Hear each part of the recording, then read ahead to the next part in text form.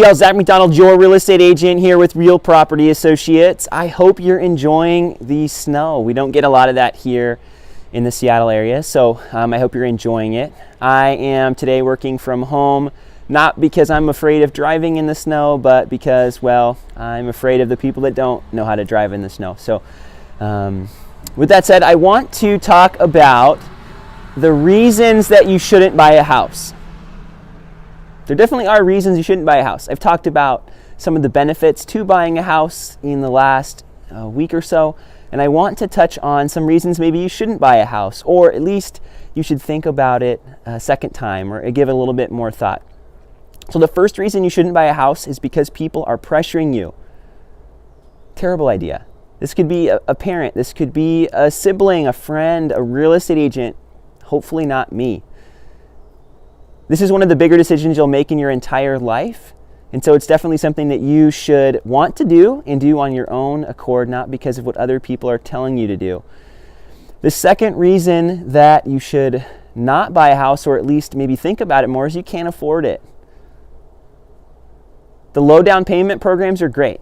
I love them. I think it's a great opportunity for people to get into a house, specifically for the first time. But a bank will lend you more than you should borrow. Just a caution, they will lend you more than you should borrow, or at least more than is wise. They'll typically lend you up to half your income, or at least allow you to carry that much debt. Now, if you think about that, how does that impact your finances?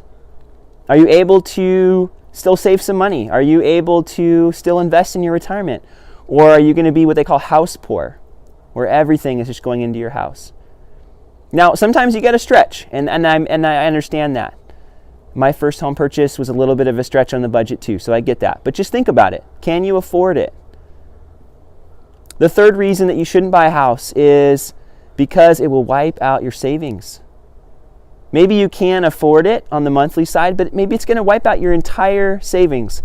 What happens if that medical bill comes up, or if you need a new car, or there's something broken with your car, or maybe something with your house goes wrong. Maybe your furnace is done, or you have flooding in the basement.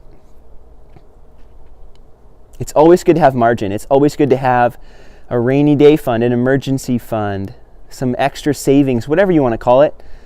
I have it personally, and I always recommend it to my clients. Now, yeah, maybe you make a lot of money and you'll be able to quickly recoup that, and so you're willing to take that little risk. I'm not necessarily saying you have to avoid buying a house because it's going to wipe out your savings, but I just want you to think about it. What are the implications? What are the implications behind that? The fourth reason you maybe shouldn't buy a house is because you're getting a new job.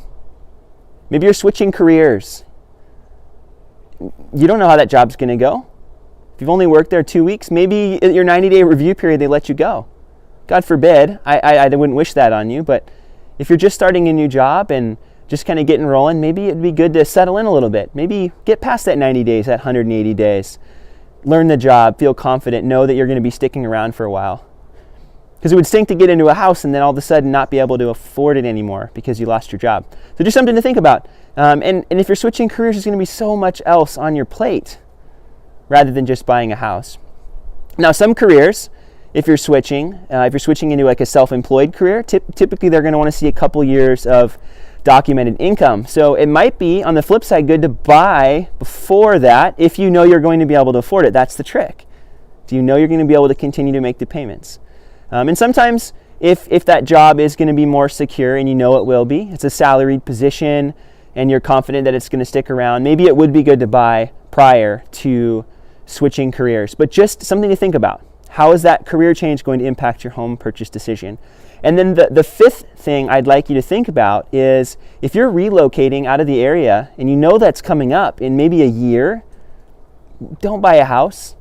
The purpose of buying a house is to give yourself some, well, there's lots of purposes, but one of the purposes is to plant roots and to give yourself some security and to give yourself some semblance of, what do you call it, normalcy.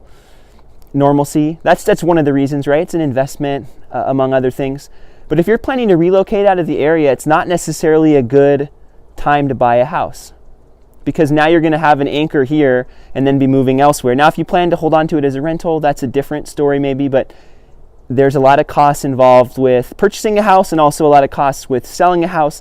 And so typically it doesn't make sense to purchase a house and then sell it a year later. So just a few things to think about. There are definitely reasons to buy a house, and there are also definitely reasons that you should maybe hold off from purchasing a home, or at least think about it a little bit harder.